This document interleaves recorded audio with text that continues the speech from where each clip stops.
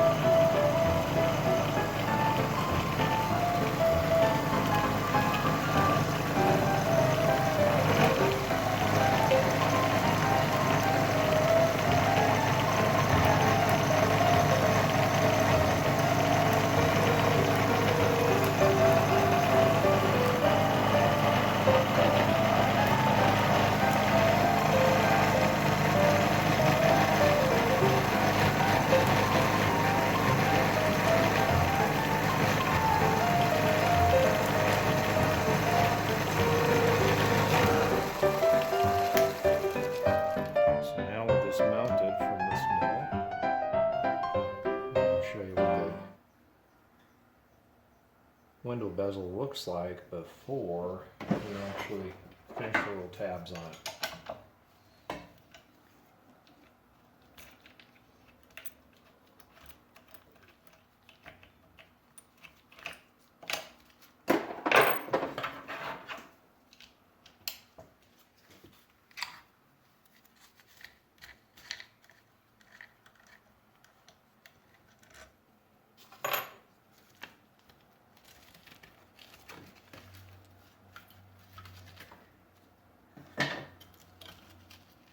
The little metal disc here is actually waste when you're all done. I'm going to take the outside off too here.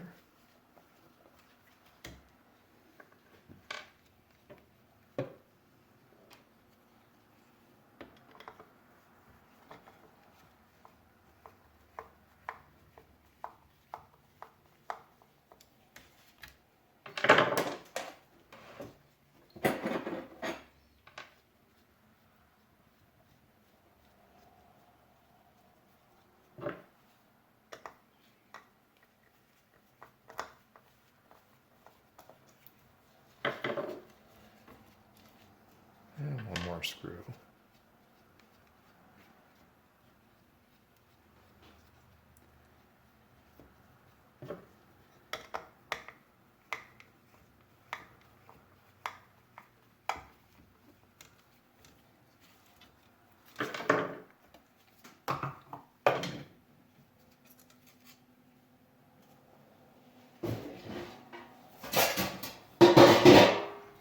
And looking at it from the front, that's what you get.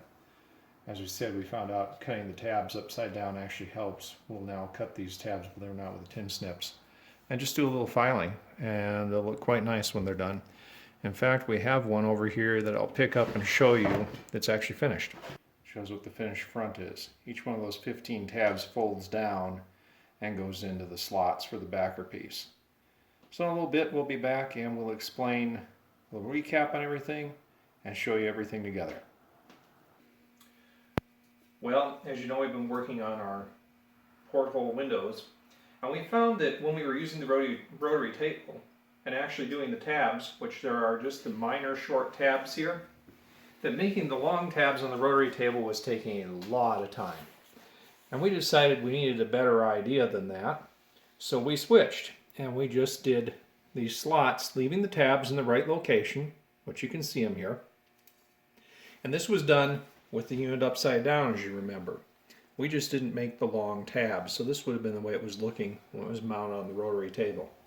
Once we did that, we realized that you could actually take a metal shear, hand one, and you could cut out the tabs.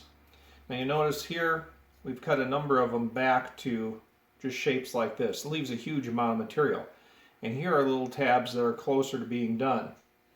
In order to get the little tabs that way, we took a laser cut piece with the actual tabs on it and just took a scissors and said, oh heck, let's just cut off our little scissor piece here. Now let's use that. This is self-adhesive label material. And we'll stick it on where we're supposed to actually have our tab. It works a little better if I was using a tweezers, but I'm not, so we'll do it by hand. But you put your little tab in place, like that, and it sticks on there. And then you just take your metal shear and cut this off.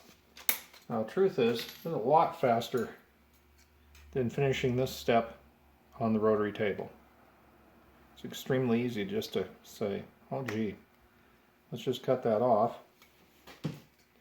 and cut off the other side here.